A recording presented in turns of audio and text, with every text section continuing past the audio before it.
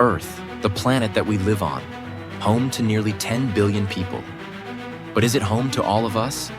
Some of us are not from here, and we know it. Maybe not consciously, but on a subconscious level, we know we don't belong here. So where did we come from? Which galaxy did we originate from? Who are our original people? We have to ask ourselves, are we from the Milky Way galaxy or from somewhere else? We are on a constant journey of searching where we belong and why we exist in the first place. But are the explanations from earthly religions going to answer these questions for us? So many people these days have questions of life and existence, but are left empty with only more questions after following some earthly belief structure for years. We also wonder, why are some people born with incredible talents and seemingly have an advantage over others intellectually, and some fall short? Do we reincarnate and learn through our existence, giving us an advantage in our next lifetimes?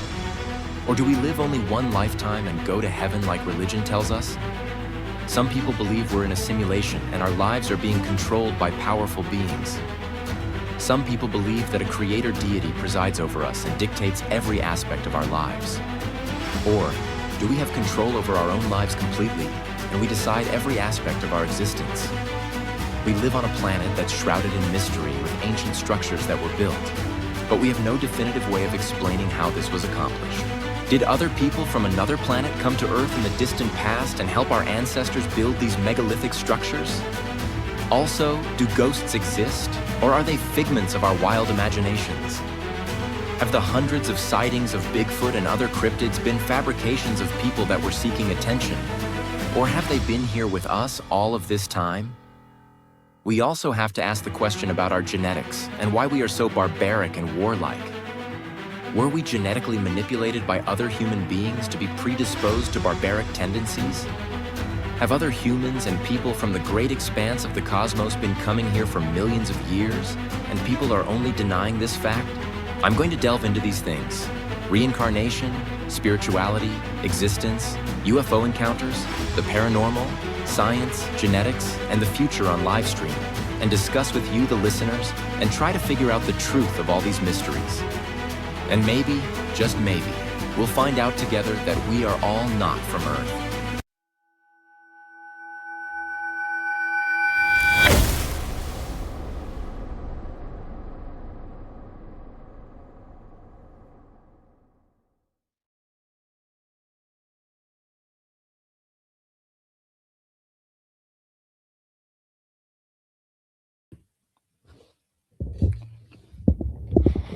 Uh, Good evening. Welcome, everyone.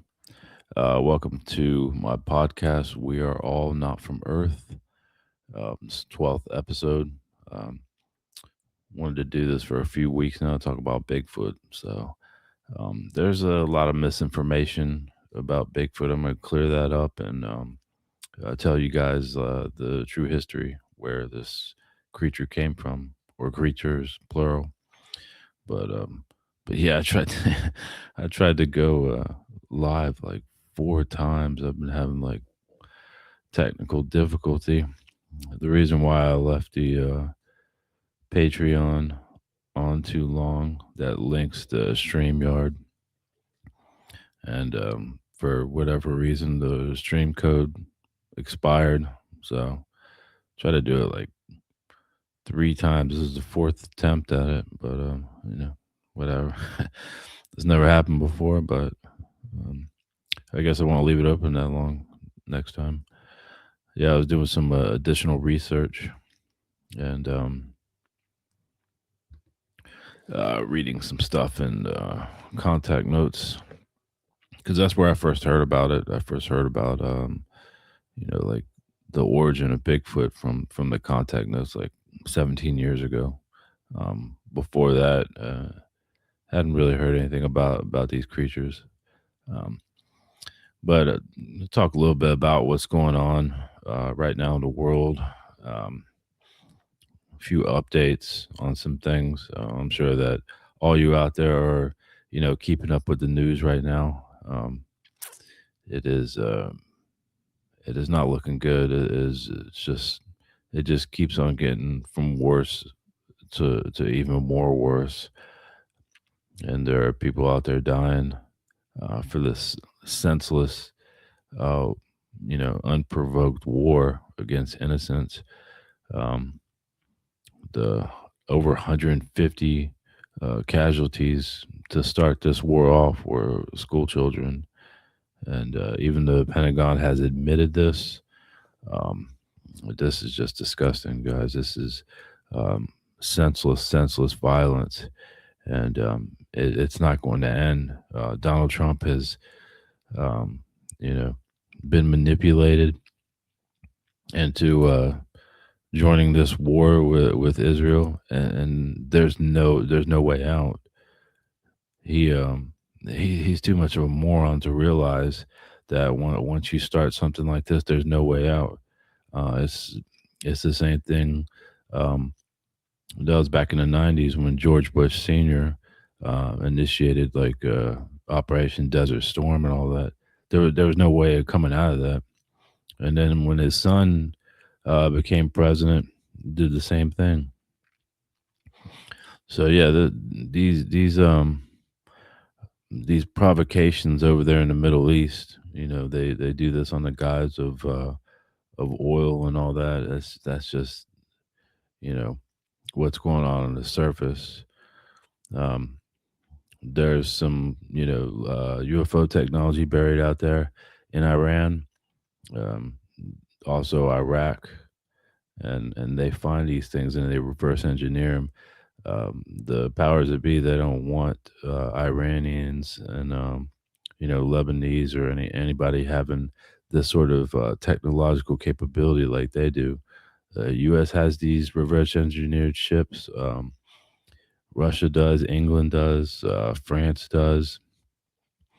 Pretty much everyone around the world has this technology, and people have been coming here for millions of years, and they I've said this before, but like they die for whatever reason, old age, some sort of sickness, disease, virus, something, sexually transmitted diseases also.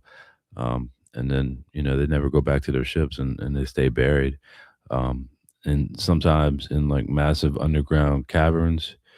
And, when they dig things up, to look for gold, silver, diamonds, even oil, well, guess what? They find them. They find these crafts, and they cover the scene up so nobody sees it, and they take it to secret facilities and they try to reverse engineer the technology, and they try to utilize that for themselves. But the thing is, there's nothing wrong with doing that. I don't see anything wrong with reverse engineering other people's technology, just as long as you use it to benefit the people. But they're not using it for that. They're not coming out with advanced technology that they reverse engineer. We all have to become scientists. Everyone in all of creation eventually becomes a scientist.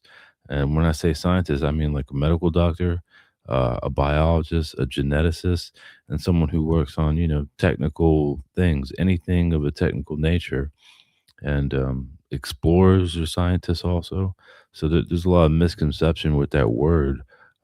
That's our true destiny. We're all supposed to um, become scientific minded, neutral about things, neutral, positive, and we're supposed to delve into um, all of the sciences. Learn as much as we possibly can. Um, that is the true destiny of people on Earth, any other planet out there. That's the way that it works. It's always worked like that. People always venture off their planets. No one ever stays on a planet forever. But they don't tell you that in religion, do they? It doesn't say anything about that in the Bible, the Torah, or the Quran, or any religious text. Even in the Mahabharata, it doesn't really specify that. It does talk about the Lemurians, um, like Krishna and all blue skin tone human beings that have ships like flying cities and stuff like this. But um, none of these texts tell you that. You can't stay on the planet forever. Eventually, you have to go out there and you have to explore and you have to do biological research. The only way to do that is to acquire knowledge, to do research and development, and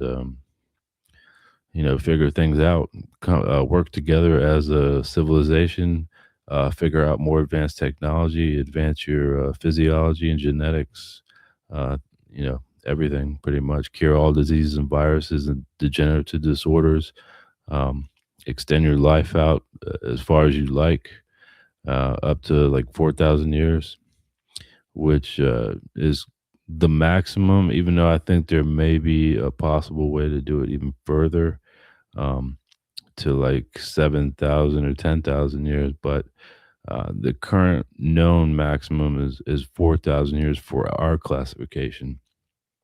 Now, there are other peoples out there that live a lot longer. There's a man on Earth named Gilgamesh. He has 150,000 year lifespan. He's not from Earth. He's a shape changer, but I don't know who he is. I would assume he's like the most unassuming man, but I know that he has to, be near heavy water because that's how he changes his shape. So I'm not sure like the interval of time that he goes through with his new identity. So he has to like literally forge a new birth certificate, new identity, new name, and all that. Yeah, I don't want to talk too much about him. I don't want to get him in trouble because he's not a bad person. He's just his people are gone, and he knows that he's the last one of his kind. There are other shape changing humanoids out there, but he's the last one, so he's decided to stay on Earth. Gilgamesh, if run into my podcast, I wouldn't have done what you did because the Pleiadian offered you a way off Earth. I would have left, but um, I guess you decided to stay with us crazy Earth humans, huh? So now you have to go through all the things that we're going through right now, and yeah, things are looking worse and absolutely worse. So now they're talking about sending 10,000 more troops over there. They're talking about sending, like 82nd Airborne, which is mostly comprised of airborne rangers.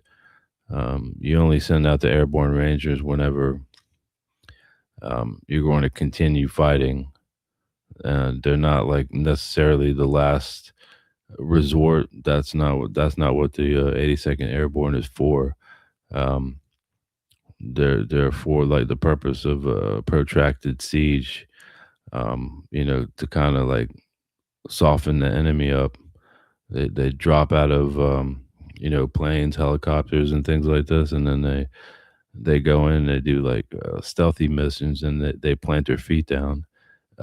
If they're sending an 82nd Airborne, uh, yeah, guys, this is ridiculous. Don't believe the nonsense that's coming out of Donald Trump's mouth. They're not planning on stopping this anytime soon. If you wanted to actually, end the nonsense, well, guess what? Iran has given America a way out, and he doesn't want to take it. So it's all lies. It's all misinformation. Pretty much everything that comes out of that man's mouth is, a lie. Just uh, the secret to it is just assume the opposite of what he's saying. And I can guarantee like 90, 95% of the time you're going to be right. So I don't even know why people listen to him anymore. The only reason why I look into things he says um, is to, like get the facts out of it. So that's kind of the mentality I have. Um, he says something, I think the opposite of it, and I look into it and I confirm all this. It's actually very easy to confirm things these days. Um, Believe it or not, you have all these social media propaganda tools and all that, but also there are certain ways of fact checking, checking other news outlets too, like European news outlets, which are more honest, not completely honest, but more honest. Um, Checking the Al Jazeera and stuff like that. Russian news, China news. It seems like it's mostly in America where it's just like blatant, just plain out and simple lies. It's unbelievable. And yeah, so the it's not anything anytime soon. Um, it's he's put himself into a corner. He's put the entire you know, world into a corner. People are talking about in France that you know, 30 or to 40% of the energy infrastructure is going to be affected. They're having like they're rationing out gasoline in Southeast Asia, parts of Europe.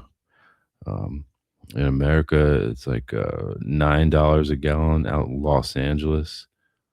My goodness, I'm glad I don't live in Los Angeles.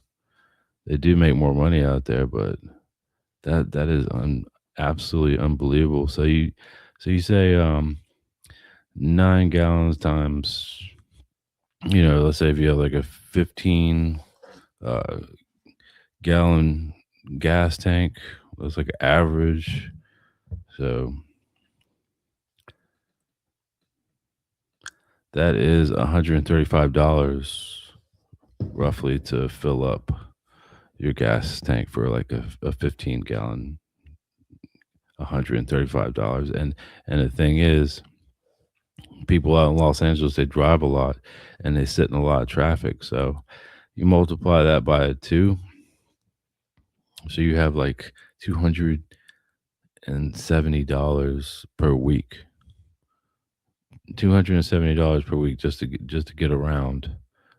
Maybe some of you that you know you may listen to this and you know, live in New York City. You're like, yeah, I pay more for than Uber or Lyft or something like that to get around, and like the subway passes and all that kind of stuff. Taxis, they do still have taxis out there. I pay more than that, but you got to understand.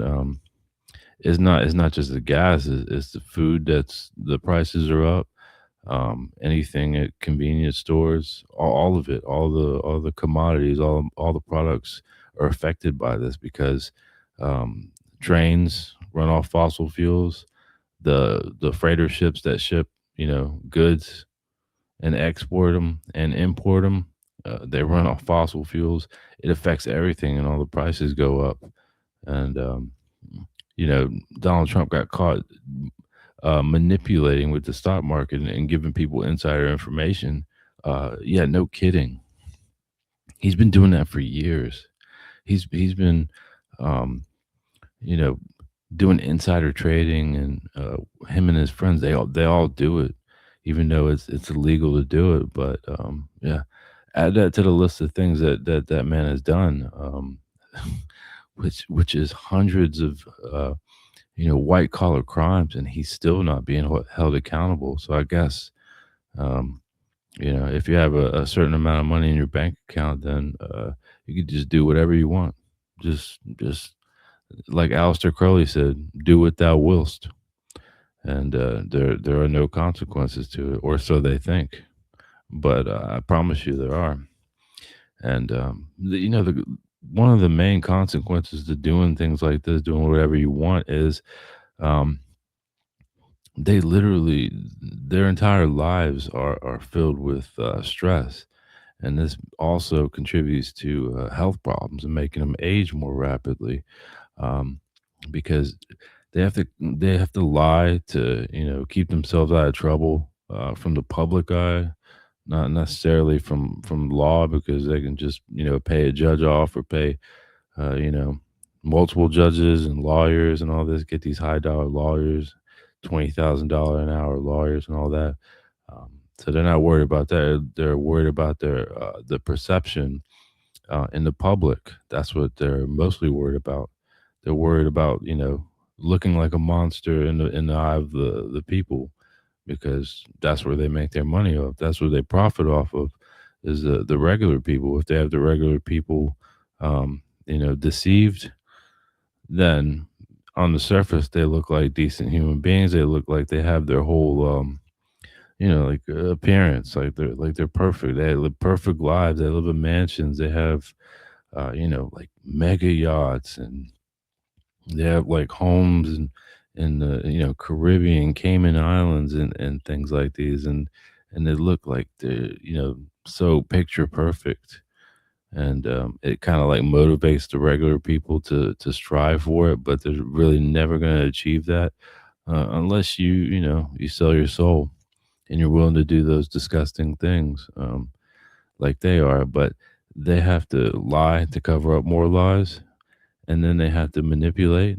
and then just like Donald Trump has done and others have done, you need to hire assassins to kill certain people, kill witnesses, and intimidate witnesses and things like that. So yeah, and they have to. It's a 24-hour job keeping up with all that nonsense. See, that's the thing. Just don't lie in the first place. Don't compromise yourself in the first place. Don't you know try to be a part of the inner circle. Who cares about that? There's nothing wrong with being a regular person. So I was thinking about doing an episode on that also. Eventually, I will talking about that different aspects of that concept, like the decision to be like wealthy and famous or just be a nobody. So I'll talk more about that on another episode. But yeah, there's also something strange in the news. Some guy that has like 19 kids. I guess he has like a television series. He got caught abusing children. Can you believe that? Someone that has 19 children was abusing somebody else's children. Probably did it to his own children too. And these people were sick. These people were absolutely disgusting. But um, yeah, so it looks like you know I was right about the Dow Jones. It's hovering around 45 to 46,000. And if you take notice to it, you'll see how whenever the lying fraud Donald Trump says, "Oh, the war is going to be ending soon," boom, there you go. It has like a couple hundred points rise up, and then you have conflicting media, like I was saying, like European media and things like that, French media, Al Jazeera, BBC, which is becoming more and more corrupt every day. Um, and they say something different, and then boom, uh, points go back down. So it's going to stay at that level. Inflation is going to continue to go up. Prices are going to continue to go up, and now alliances are being made. This is very very strange, but North Korea and Belarus have joined in. I'm not sure what to think about that. That's probably in preparation for World War III. That's what's happening. People are starting to ally together. But like I said in previous episodes, there is not going to be two sides. There's not going to be the allies and the axis. That's not how it's going to come down. It's going to come down to like pretty much every country for themselves.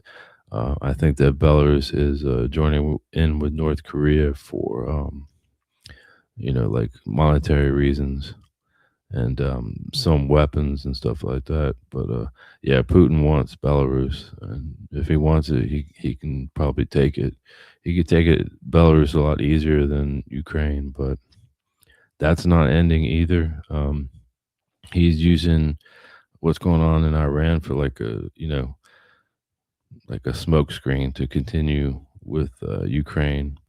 Um, Eventually, he's going to have to shift his attention out there to the Middle East, and that's what it's looking like because he's over there begging the oligarchs for more money to fight the war in Ukraine. So they want to shift their attention to the Middle East. So that's probably what he's going to have to do. Just like I said a couple episodes ago. But yeah, guys, it's never going to end. Not anytime soon. People keep on, like believing this nonsense that's coming out of the White House. Oh, they're going to rain, hellfire on Iran. They already are. It's already gotten to that point. It just needs to end, but the only way that it can end is with America going their separate ways from Israel. Um, people admitting that they were wrong and stepping down. What he needs to do, Donald Trump needs to step down. He needs to the whole administration needs to step down, and that's not going to happen. I can guarantee you that they will never let go of that power. Just like I said in the previous episode, that they've embedded themselves like ticks. Those little red ticks that crawl underneath your skin and you can't get them out. So yeah, they're not going anywhere unless they're removed. But they need to do the right thing, and the right people need to rise up to some place of authority.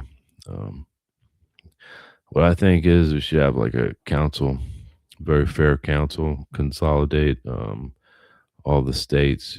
Get rid of all that pretentious, convoluted nonsense. This governmental structure is just bizarre. It was created that way. It was created to divide the country into different factions, and to be so overcomplicated that nobody really can understand it. And people that are in government, they don't understand laws either. They don't. Um, just watch some of those, like hearings and things like that. Some people are knowledgeable about the laws, but um, when someone asks them a question, they have to look it up on their phone or whatever. That's because you created a ridiculous, convoluted system, and you keep on perpetuating it. Like naturally evolve and simplify things. That's what people don't understand. As you become more intelligent as a people, civilization, you actually simplify things. You get back to the roots, even though like um, learning the sciences and genetics and stuff like that's complicated until you get to a certain point, and then it comes natural. It becomes simple. That's how a political structure should be. It should be very easy, very natural, but it's not. It's a system that's built for people who have large bank accounts and influence, and they get away with whatever they want. So, yep, it's going to continue on. It's looking more and more like I'm going to be right about this year. I don't want to be right about it. I really don't. But um, the only thing that we can do is just keep on learning, stay strong. Um, don't allow yourself to be provoked. Don't go on social media and spout out any kind of hate, especially racism, hate, somebody's culture, what they look like, stuff like that. I mean, um, just keep the over opinionated to a minimum, um, and you should be all right. But things are not looking good for all of us. This period, this 158-year period that we're in, this transition period into the Aquarian age, the golden age, it's very, very chaotic. I was reading some stuff on that in the context when Semyaze was talking about that, um, talking in more detail. I'm pretty sure I read that a long time ago, but I don't know. It seems like something's changing in the context. Like somebody's manipulating with it. It's a very weird feeling because I've read all this stuff before, and then it like changes. Maybe they're altering it or something. I don't know, but anyway, I want to talk tonight about Bigfoot. So found out a lot of new information. Found some new website and stuff like that. Did I close it out? Yeah, I may have closed it out. But all right, I'm going to talk about the kind of like you know history that goes back to the 1920s. So like the first person that really gained like notoriety talking about Bigfoot was J.W. Burns. He wrote about it in late 1920s and 1930s. He was a teacher at the Chehalis Native American Reservation in Vancouver, British Columbia. Um, he wrote an article in Maclean's magazine. So they were telling him the story, and he was fascinated by it, which obviously you would be fascinated about a story about a big, kind of like ape-like creature that's 8 feet tall. And they had a description of Bigfoot. It was a woman, female, because she had the female breasts and she was black. And funny enough, that's the same description as in the Patterson Gimlin film. And I have like the little short clip. And put that up here.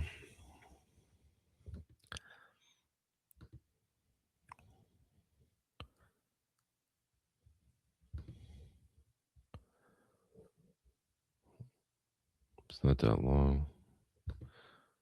Yeah, so that's it right there. That's her, and she turns around. You can most definitely tell that um, that's a female. I'm gonna play that again. So this one's like a much shorter clip. I downloaded from like the Internet Archives, um, a longer video. It's like 3.5 minutes long. I didn't want to put that one up because there's no sound to it. So play it one more time. Yeah, this is highly enhanced. So the one that Patterson Gimlin was uh, they recorded on 16 millimeter film. It was very very shaky because he was running to try to capture her. So yeah, the descriptions that the Native Americans gave J.W. Burns is pretty much exactly what she looks like there, and I'll explain where that location is and all that. So so there are legends all over America. You have Native American legends, dating back hundreds of years ago, like more than 1,000 years ago, actually. Um, so the Chickasaw, they're from Tennessee, Alabama, and Mississippi. They called the Bigfoot creature Lofa. Then you have the Cheyenne, which the Cheyenne are all over the place. You got Cheyenne in Wyoming. You got it all over the West, and Cherokee. Some people, like misinterpret Cheyenne with Cherokee are mostly towards the east, and so Cheyenne called it Maximista. And then you have the Lakota tribe. They call it Achia Tonka. The Chinook called it a Skookum. And a little thing about the Chinook peoples. Apparently, they were on the news. They were trying to apply for like Native American status and get land, and they were denied. So that just proves how corrupt this government is. Unbelievable.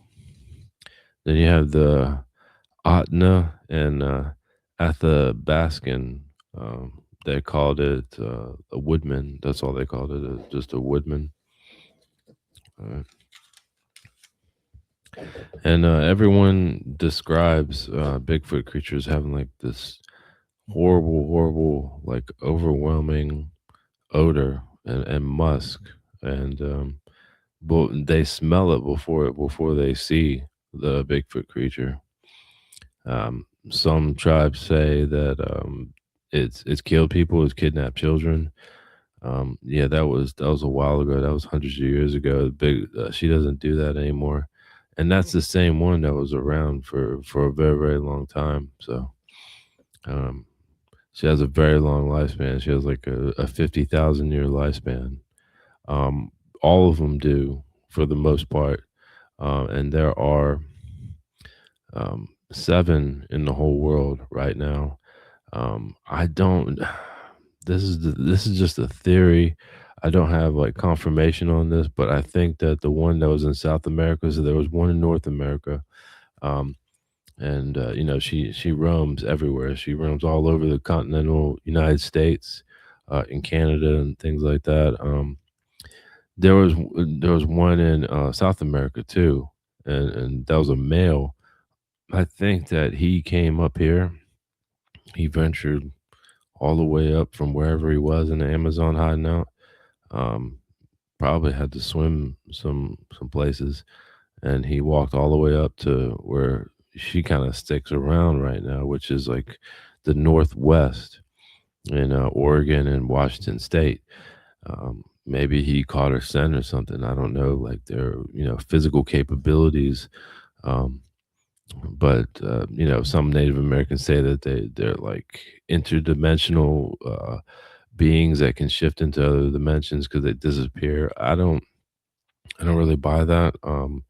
They're not. They don't have that capability. They're just like half human, half animal creatures. So yeah, they're not interdimensional beings.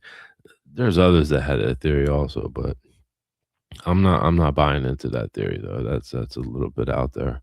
But even though there are such things of interdimensional creatures and beings, but the Bigfoot creatures are not because they're not evolved enough. So um, all right, so yeah, I think that he came up from South America and they met and they mated and they had two children. They had two little baby Bigfoots um, because there's been way too many sightings of the small Bigfoots, like hundreds of them, and they don't have like the same reservations as the adults because they've been around for thousands of years now, and they sometimes they come up to campers and stuff like that. So like credible people have seen the two babies. Well, they're not really babies; they're like, juveniles, Bigfoot cubs, I guess you call. I wouldn't know what you would call that. You got bear cubs. I don't know. I guess Bigfoot cubs. But yeah, that's what I think that's happened. The male one that's in South America, he came up and to continue their lineage out of natural instinct. They made it, and I think he's hanging around here with her because people have also seen four of them. So the two juveniles, and then um, the black fur or hair. No, it's not. It's not fur. It's definitely hair. She has hair. He's brown. So the black haired female Bigfoot and the brown haired male, you know, I guess they're genetically compatible and they had two children. So, and they're brown haired also. So I guess his genetics got passed down to them and they inherited, like the father's features. So very fascinating. I think I'm sticking to that theory. I haven't seen all four of them, but I did have an encounter with her though. Um, so that's I did not like I didn't see her as clear as some people have. But this was in North Myrtle Beach, South Carolina, and I definitely smelled that smell that they're talking about. And when it hits you, it's like it literally is like getting hit by a bus. There's no way of describing it. It is really strong, and so I smelled that first, and I thought there was like a dead animal in the woods. This was behind in the apartments. So apparently, there's been like 200 sightings in North Myrtle Beach, South Carolina, for whatever reason of Bigfoot, and I happened to catch a glimpse. It was at nighttime. I heard like big branches breaking, like something huge was walking, and I just caught like a shadow or whatever. So like I didn't take a picture of it. I usually don't take pictures of UFOs and things that I see. So, but yeah, I had an encounter with her. It was definitely her, but she left. Around that time, there were other sightings too. Other people uh, saw her. I'm not sure if they saw her entire form and all that, but I just kind of like caught a glimpse of her. So that was my only encounter with Bigfoot. But I'm really not interested in going out there and looking for them. So many people want to do that.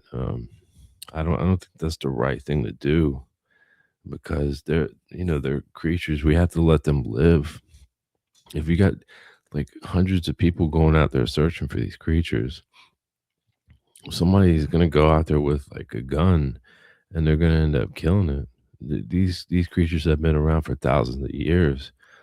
They're intelligent and they deserve to live. And like I said, she's not like you know stealing babies, Native American babies, or killing people anymore. She's not doing that.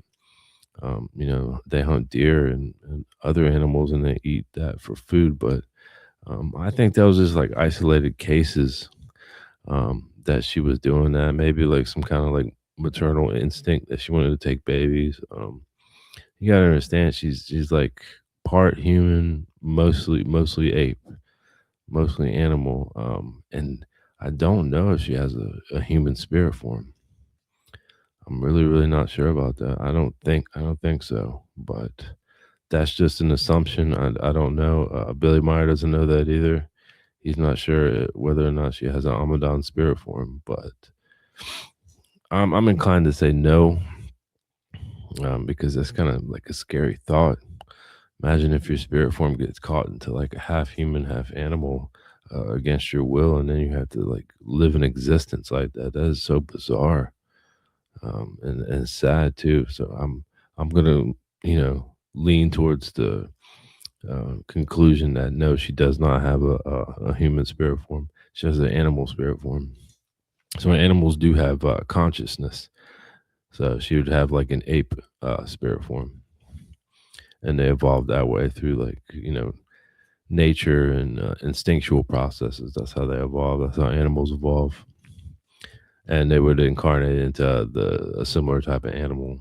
So there's different, spiritual consciousness for animals. Like a cat will incarnate into a cat, a dog will incarnate into a dog, and an Amadon human consciousness will incarnate into a human of whatever classification of human it is, reptiloid, insectoid, our image. It doesn't matter as long as it's human. But so there are there's like documents and cave paintings, um, drawings, petroglyphs and stuff like that of Bigfoot creatures. One is Painted Rock in California, Thule River Native American Reservation by the Yokut, and I saw it. I don't know. I mean, people say that it's like genuine, but it just something seems kind of like iffy about that. But people say that it dates back hundreds of years, and it has a pretty clear depiction of Bigfoot on there. But so you have Roger Patterson and Bob Gimlin. They're the ones that shot that video that I showed. This was in Bluff Creek, California, on October 20th, 1967, with a 16 millimeter film. And I'm gonna pull that up. I'm gonna put that up here. This yeah, this is California. This is Northern California. Excuse me. If you're listening on Apple Podcasts, you'll have to watch the Patreon video to it. So this is Bluff Creek right here. It's not too far from the coast. If you guys haven't been to Northern California, which I've been there a lot, I've been all up and down California. Um, when I was driving trucks, so you go like I don't know, like 110 miles west, and you have Mount Shasta, and I'd have to do a whole nother episode on Mount Shasta. It is gorgeous, and there's so much mystery and misinformation about Mount Shasta. There are peoples living right there. That's right off of I-5, Interstate 5. So they have, like, you have little Mount Shasta, and you have big Mount Shasta.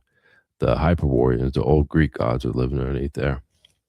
So a lot of interesting things happen in Northern California. Like this is like the top quarter of California, pretty much.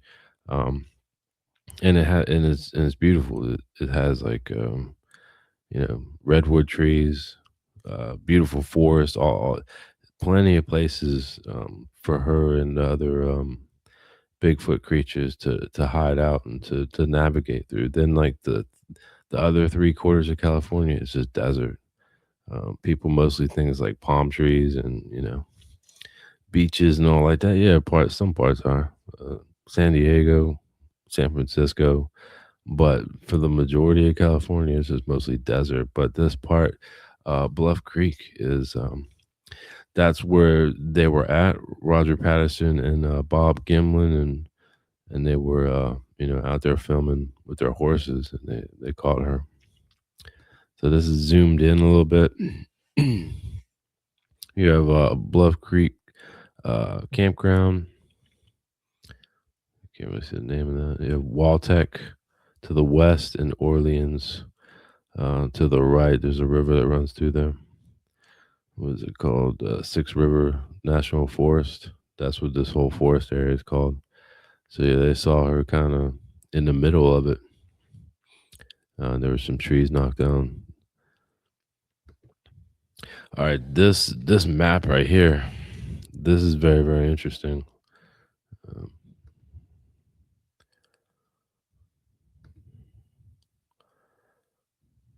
yeah, I found this map. I was trying to. I wanted to put together a map on my own, but somebody already did this. This is actually called the Bigfoot Mapping Project, and it's from the website bigfootmap.com. This is very, very, very good map. Go back over here. As you can see, all these dots, these are sightings. This is unbelievable. I knew that there were like hundreds of sightings of Bigfoot, and this is just like in the modern age. And then you have like the black dots around there. Those are older sightings. Those are like, I guess, like accredited sightings. But you can see this is you got Maine up here at the top right, New York State, um, even like Long Island. She even goes like near Long Island. I have no idea how she gets through the city like that. It must be like underground caverns or something. But yeah, like Pennsylvania, I could believe that. Um, Northern Michigan, there seems to be like a cluster around Cleveland and Columbus and Pittsburgh. Interesting. The thing is, like she goes in cycles, so um, maybe it's like her food and her hunting pattern. She goes after certain types of creatures. That's how some animals do. They go after like cows or deers or something like that, or maybe some other type of creature. But yeah, there is very, very clustered around the north middle east right there. Then you have, even in Florida, there's a lot of sightings near Tampa, in Orlando, Jacksonville. Then you go like all the way down to Miami too. Like she's been all the way down to Miami. I would imagine some of the sightings in Florida may be like misinterpretations. They may be like that skunk ape thing. That's a different type of creature. That's not Bigfoot creature. And then you go like up north, like west. A lot of sightings in Kentucky. They call it like the Kentucky Grass Man. Um, and of course, like you have on South Carolina, where I saw her right there in North Myrtle Beach. There's sightings there. Yep. That's where I saw her. I don't understand what she was doing there, but I've even heard like stories about like hunters encountering some sort of like dinosaur raptor creatures and things like that. I need to look into that, but Then you head out west. A lot of sightings near Dallas, Houston, Arkansas. There's a lot of mountains up there in Arkansas, like coming down towards Texas. Um, there's a lot of places where she can hide there. Oklahoma City.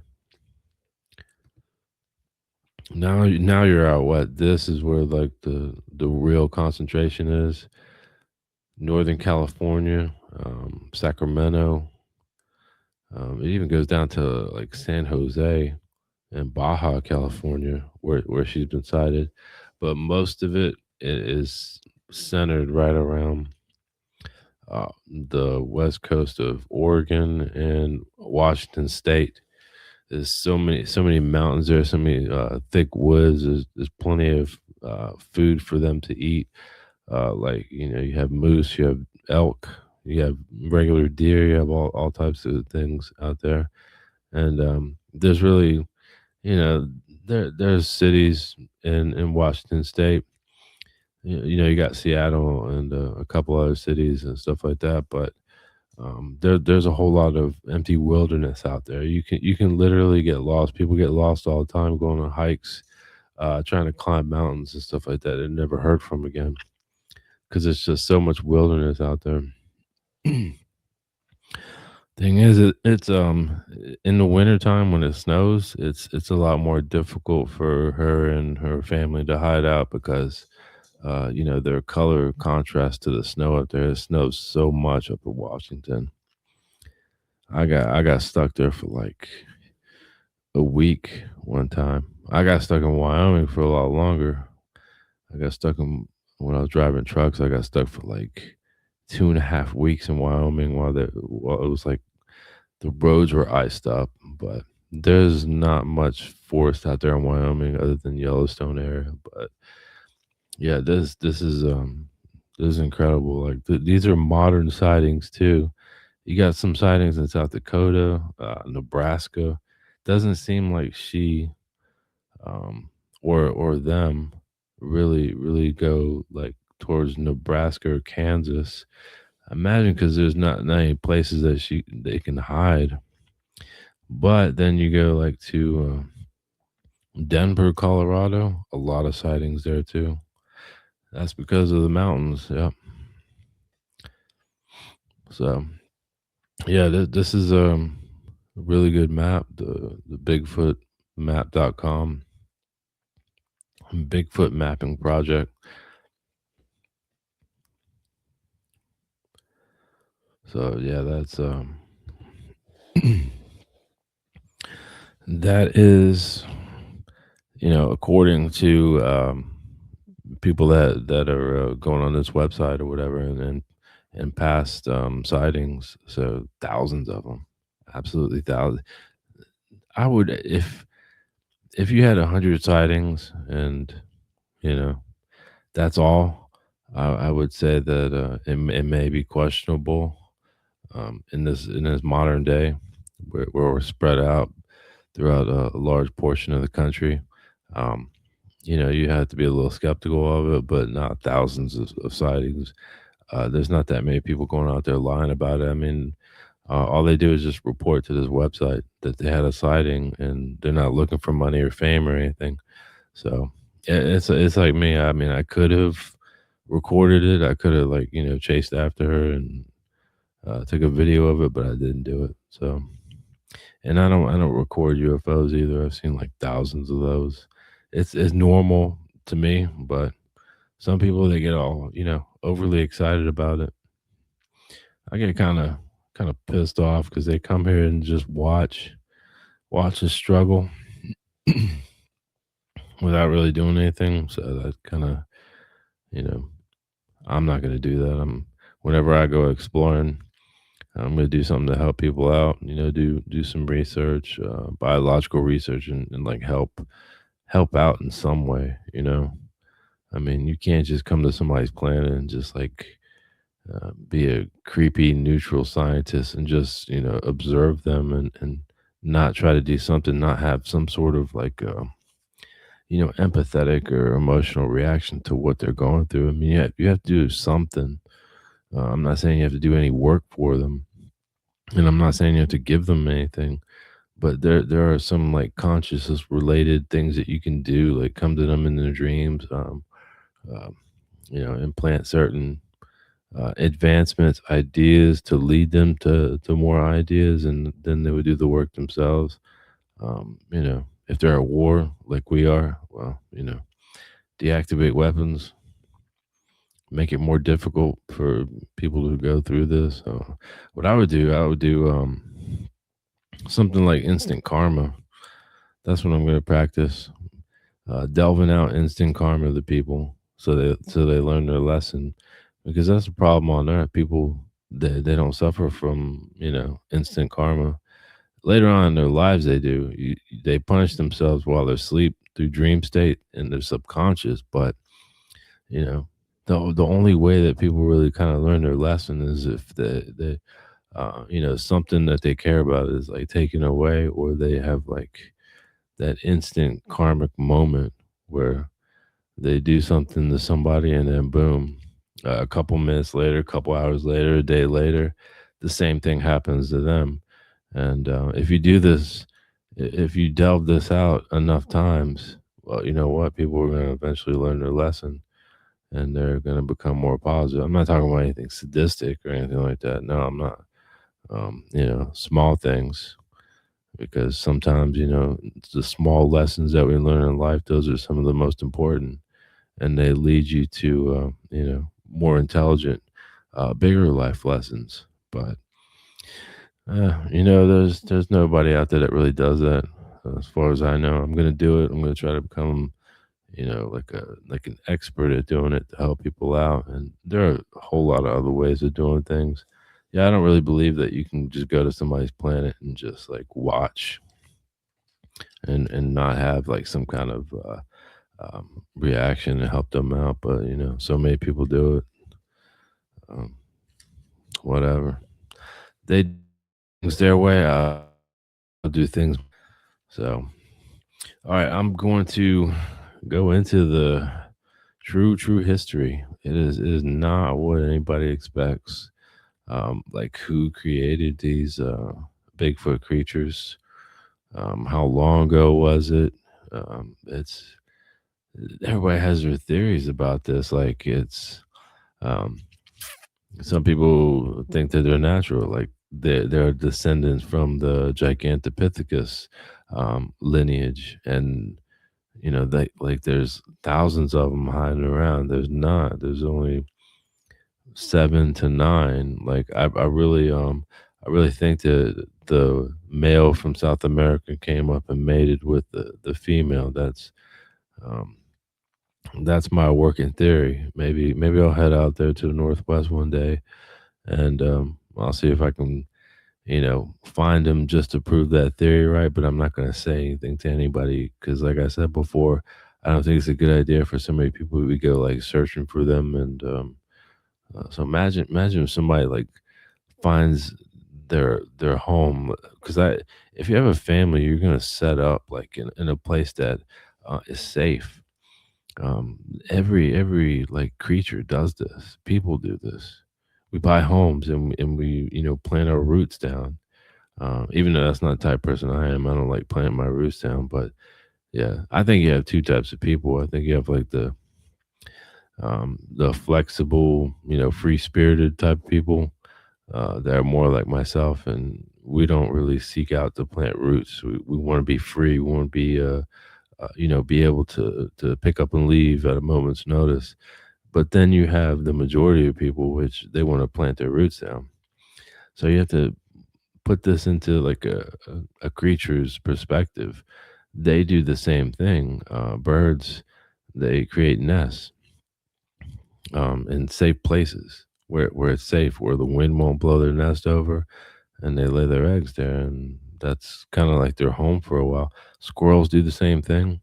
They pick a tree that has a hole in it, and they burrow. And bears do the same thing with caves. All creatures do.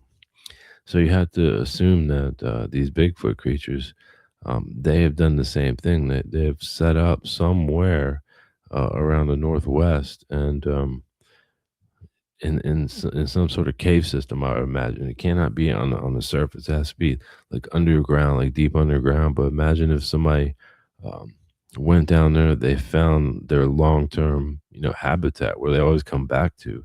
Yeah, maybe they venture off, into other states, into other parts of the country, but they always come back to that same area. So that's kind of her safe place before the mail came up there. I don't think that's right. People going out there searching with guns and putting her and her family at risk like that. Um, so maybe I would go out there just to confirm my theory, and then that'll be it. I won't say anything to anybody about it. But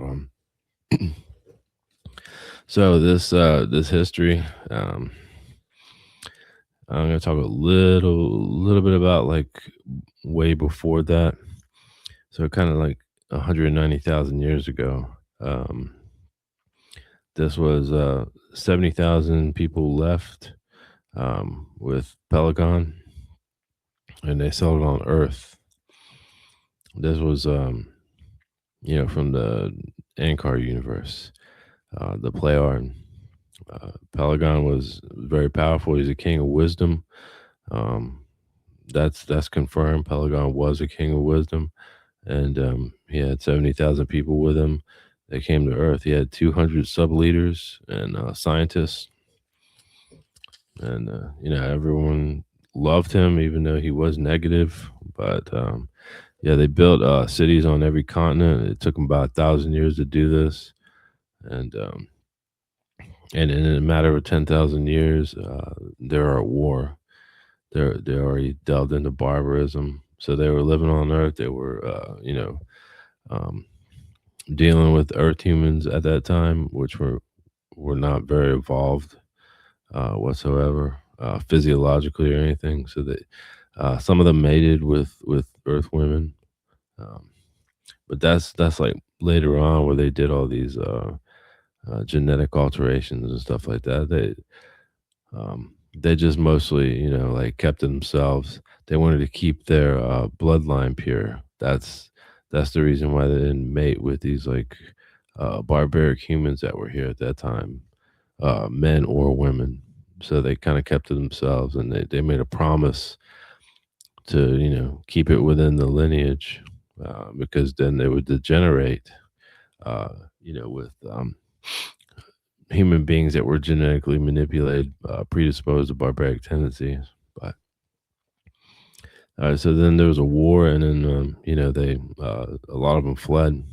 Some of them left, and they went to systems nearby. They also went to the Lyran system. Some went back to the Playaran system also, and yeah, for like 7,000 years, nobody came to Earth. So they returned. These people returned, and they were led by another king of wisdom, Atlant, and they built large cities on Atlantis and Mu. And 15,000 years ago, um, some of them left, and so they extended their life to 3,000 years, over 3,000 years or whatever. And this was 13,500 years ago. This was led by Eris the Barbarian, which was Playaran lineage also, Lyran spiritual being. He claimed to be king of wisdom. I think Ptah has said that he's a ish fish. That means a fake Ishwish, but he could be wrong about that. He could have been, um, like a full king of wisdom. With Pelagon, I'm not entirely sure if he died on Earth. I think he did, and so that means that the spirit form of Pelagon is incarnating on Earth, and with everyone else that died. So that's what happens whenever you pass on a planet. You have to incarnate on that planet, unless you just leave and go to another planet and then pass on that planet. So I would say that a large portion of the people that came with Pelagon They are incarnating right now. So, and Aristo Barbarian had 200 sub leaders. They settled around like Florida, and in 2,000 years they destroyed Atlantis and Mu. So the city of Mu was the Lemurians. The Lemurians came here. I have to do a whole nother episode on the Lemurians too. Um, then most of them fled to the Ankar universe in the Play Iron worlds because they got sick of all the fighting. So they left.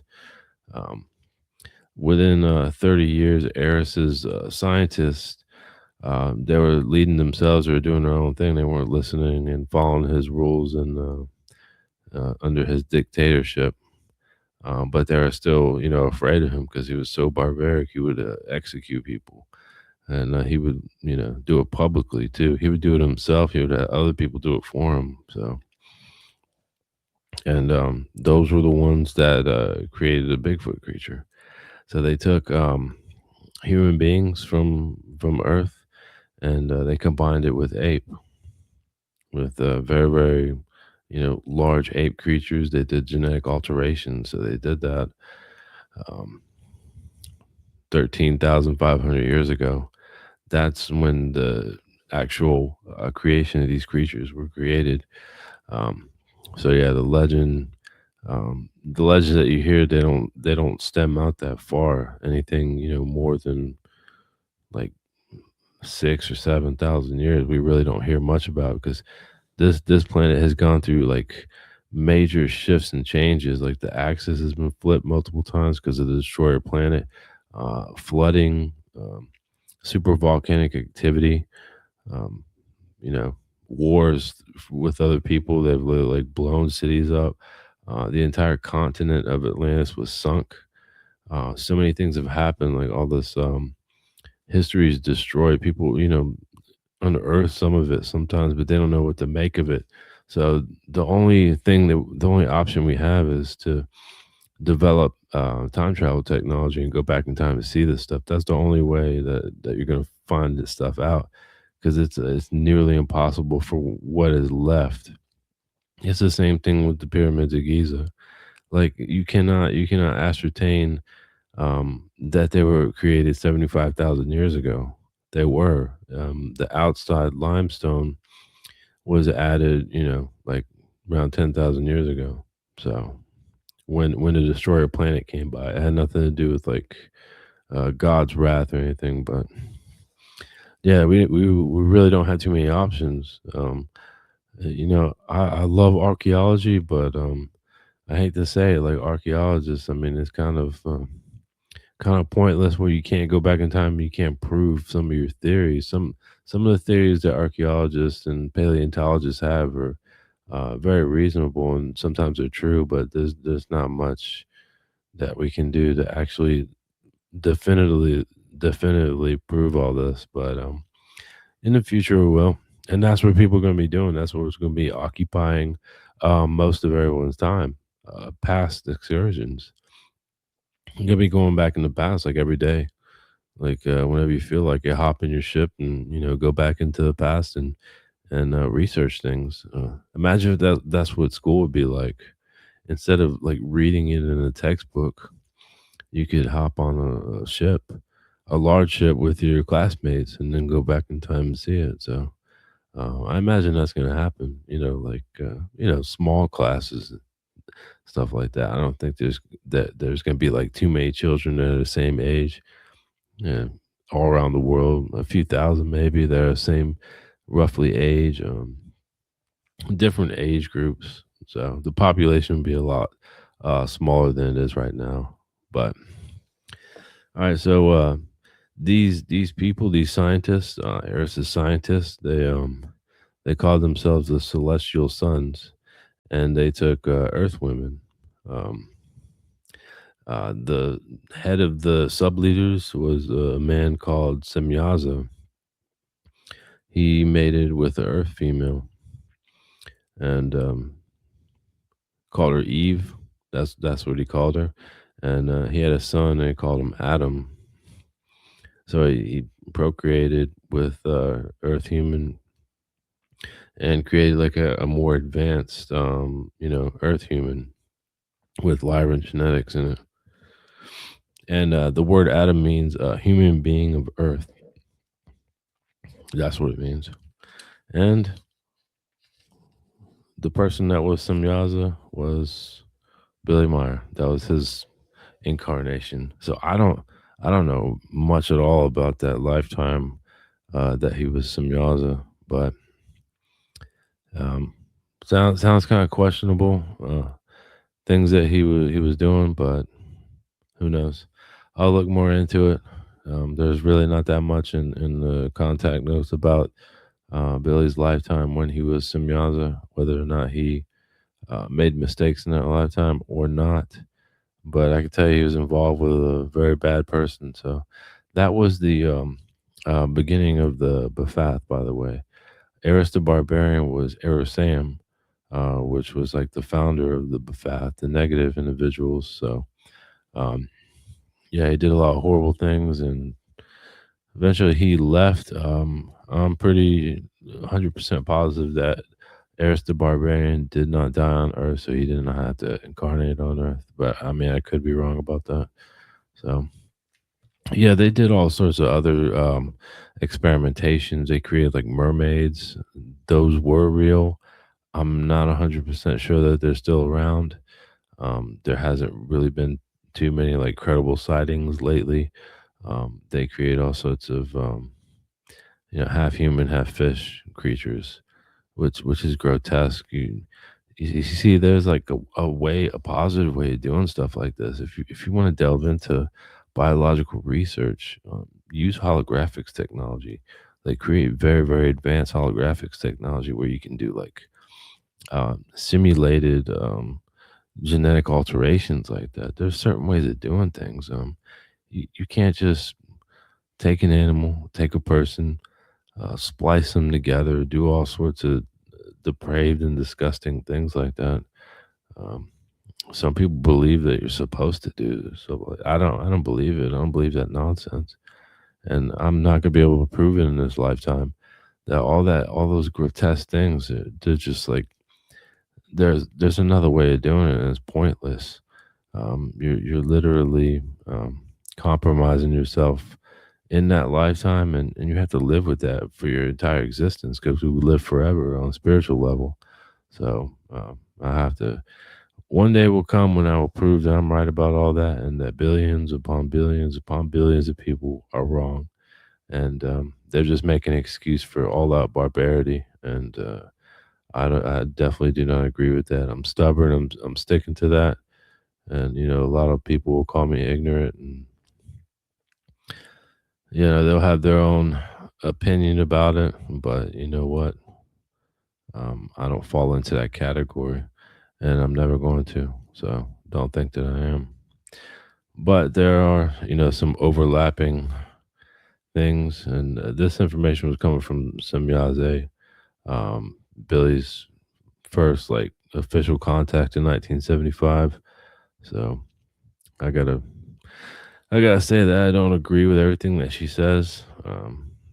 But yeah, we have difference of opinion on some things. So all this disgusting experimentation that went on with human beings, with animals, creating these monstrosities. So yeah, like all the Yeti creatures, the same thing. They created those. They created. There's one in Australia also, and yeah, they just took like this is like Dr. Frankenstein stuff, but with more advanced technology. And that's what they did. They extended their lives to 50,000 years. So if they don't die from any accident, they're gonna be living for tens of thousands of years more. They have a long life to live. But the thing is, Earth doesn't have that much time left. We only got like 1,200 years left before the planet becomes uninhabitable. So unfortunately, and we can't take those creatures with us. We cannot, you cannot take the living life on Earth, any of the creatures to the new system that we're going to end up to. And I really, really hope that people don't do that. I think that they'll learn their lesson from the wolf virus, from bringing in like cute little winged puppy creatures to Earth, and then it turns out they're gonna be gigantic monsters with like a viral infection in their saliva or poison, and try to eat us. That is going to happen. It sounds bizarre, but that's going to happen in the future. There are creatures like that. You guys got to understand that there are trillions upon trillions upon trillions of planets, and there's so much diverse life. Certain things, they are the same. Gold is still the same. Silver rocks are still the same. Different types of rocks, minerals, metals. The elements on the periodic table, which there are 208 elements. So we have a lot more, studying of the elements to find this out. So currently, we only know about like a little bit more than 100 elements. Every so now and then, people are discovering a new element. The truth is that not all the elements are on Earth, so you have to develop spaceflight technology and then get out there and explore other planets and then discover that there are more elements. That's the only way that you're going to learn these things. But yeah, scientists are pretty convinced that they know everything, but that's not the truth. See, the moment that you say that I know everything, that's the moment you become arrogant. You can't say that. You have to say that you're open minded to the possibility of something.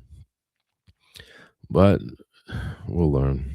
I already know that. I already have like a solid, humble mentality about my knowledge base. But people think that they know everything, but they don't. So yeah, these negative play on Eris's people, they're the one that created these creatures and other ones. Long list of kind of mythical creatures. They did not create, like fairies and stuff like that. That doesn't exist. There are human beings with like little wings, little small human beings that possess, human consciousness, like Hamadan consciousness, and they came to Earth also, and people misinterpret them as fairies. But yeah, I can say that the Bigfoot creatures are not interdimensional. They are within our third dimension, and they're just very good at hiding. What they do is they use underground tunnels. They use vast, networks of tunnels like that map that I showed. All throughout that map, well, guess what? Those are mountains, and underneath mountains you have natural caverns and places you can walk. So of course it doesn't like extend the whole length of America, but whenever she needs to hide, she just goes into a cave, or they need to hide. That's how they do it. They're very stealthy, and they're very aware. Their senses are more heightened than ours, and they can sense when anybody's around. For the most part, there were a couple of stories where people have like kind of snuck up on them, and they get frightened. They start making these strange sounds, these loud like groans, throwing rocks at them, stuff like that. They're just trying to get people to get away from them.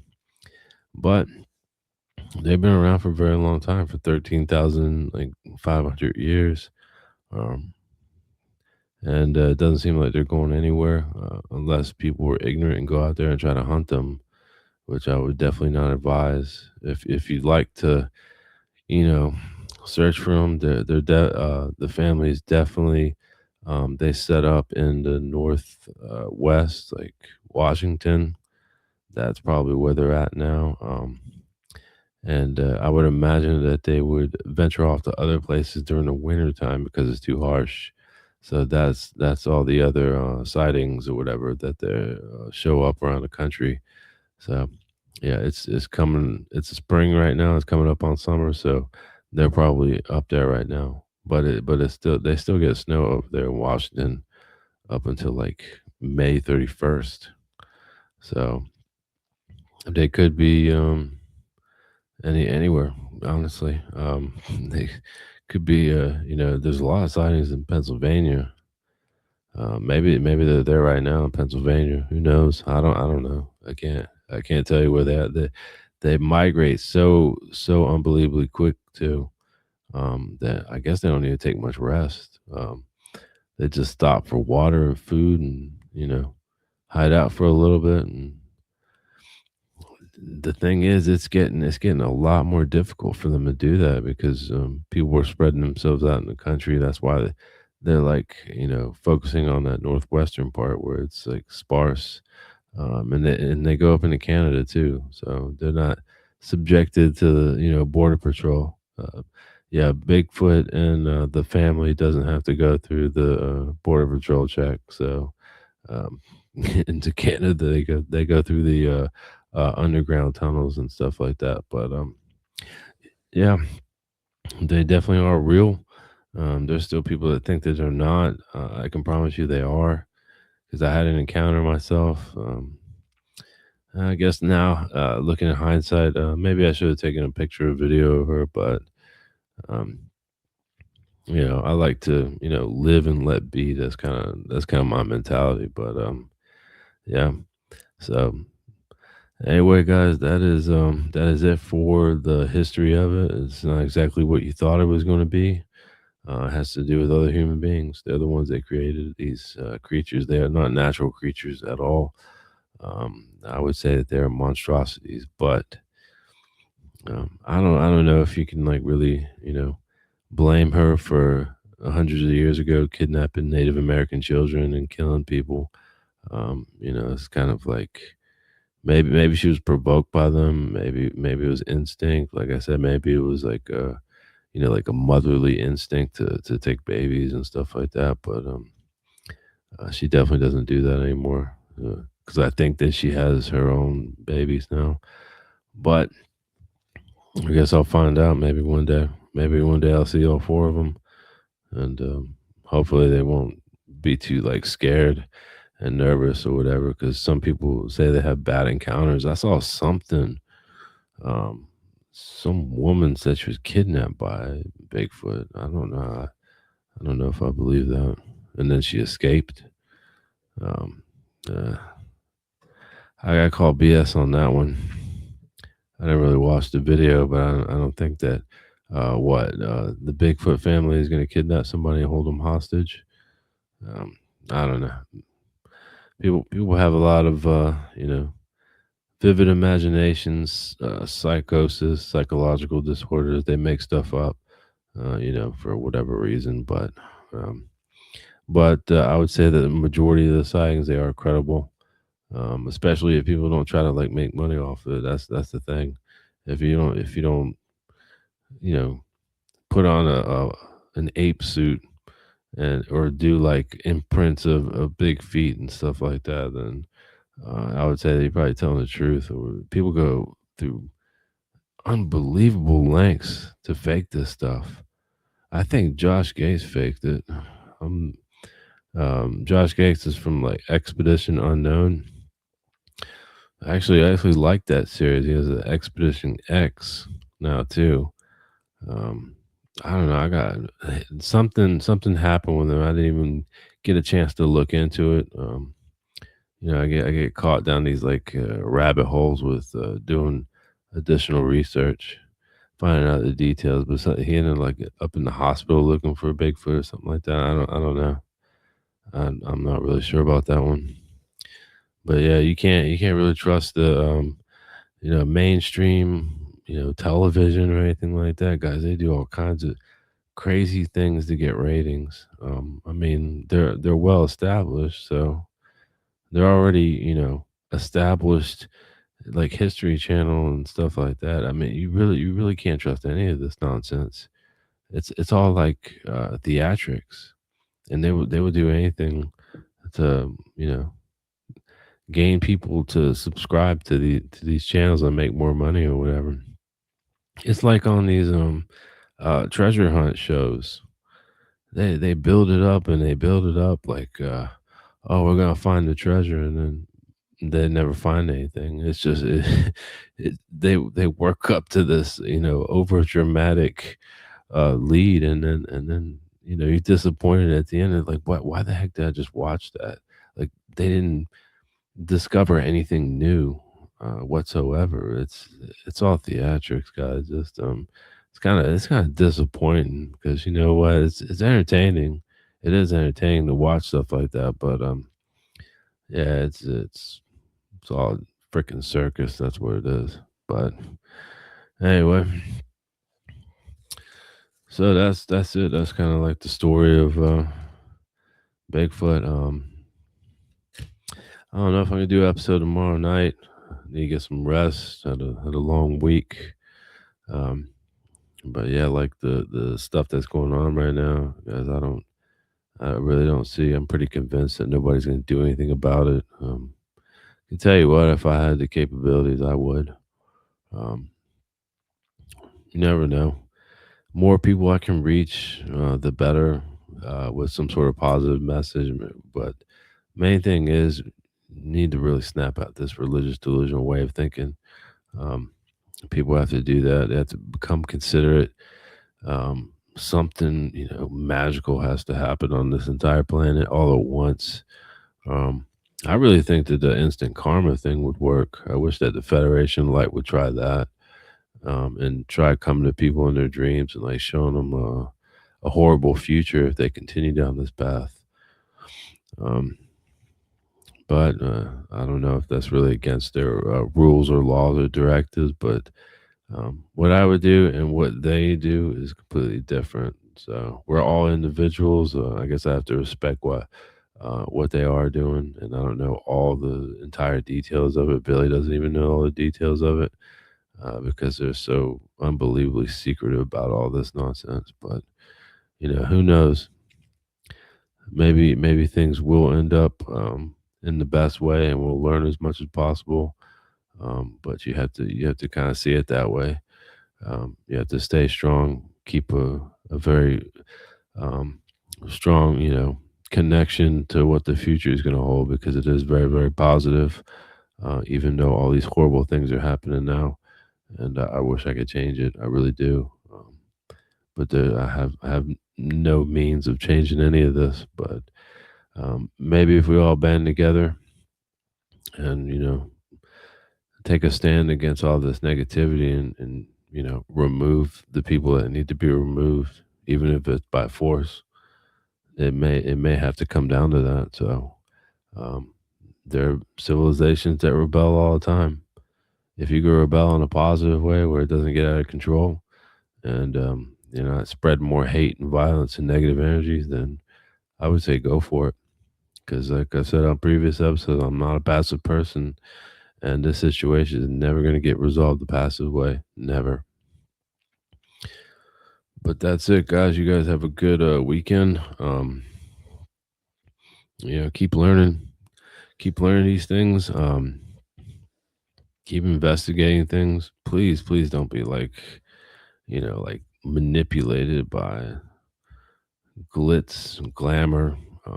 You know, fireworks going off in your eyes or anything like that, guys. Come on, you got to think logically, and please do not gobble up that nonsense that news and media puts out there. You have to do the work. You have to look at things from a very logical perspective, reasonable perspective, and it's never good to accept a lie, because then you only find out later on that it was a lie, and then you feel like an idiot, right? So. Um, I will see you guys on the next episode, or I'll see you in the next lifetime. Good night.